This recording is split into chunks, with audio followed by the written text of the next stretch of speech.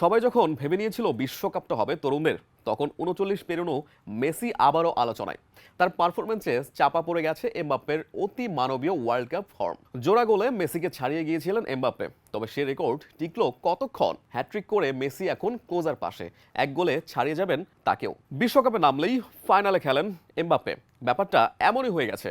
রিয়ালের শিরোপাহীন মৌসুম, দলে তার ইম্প্যাক্ট তখন আলোচনায়। তখন এই ফ্রেঞ্চ ফরওয়ার্ড দেখালেন কেন বিশ্বকাপে তিনি এত ভয়ঙ্কর। বিশ্বকাপে খেলেছেন 15 ম্যাচ, গোল সংখ্যা 14, গোল করিয়েছেন আরও 5টি, অর্থাৎ ম্যাচ প্রতি এমবাপ্পের গোল ইনভলভমেন্ট 1.27।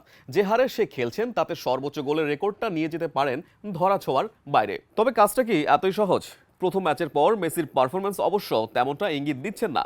বিশ্বকাপের 27 ম্যাচে মেসির গোল 16টি, নামের পাশে আছে 8টি অ্যাসিস্টও। বয়স থামাতে পারছে না এলমটেনকে। 2006-এর পর 10 ছিল সাদামাটা, 14তে 4 গোল হলেও 18তে আবারও বলেন। তবে ডিজেন্ট মেসির ভয়ঙ্কর রূপটা দেখা গেছে কাতার বিশ্বকাপে। গোল্ডেন বুট জিতে শেষ করেছিলেন, শুরু করলেন সেখান থেকেই। আলজেরিয়াকে ভস্মীভূত করে সর্বোচ্চ স্কোরারের টপে আর্জেন্টাইন মহাতারকা। বিশ্বকাপে তাই মেসি এমবাপ্পে দ্বৈরথ দেখার সম্ভাবনা এখন প্রবল। 39 পেরোনো আর্জেন্টাইন তারকা নাকি 27 বছরের বিস্ময় বালক, লড়াইটা হতে যাচ্ছে সমানে সমান। যদিও মেসির সামনে শেষ সুযোগ, এমবাপ্পের জন্য বিশ্বকাপ আসবে সময়ের সঙ্গে আরও।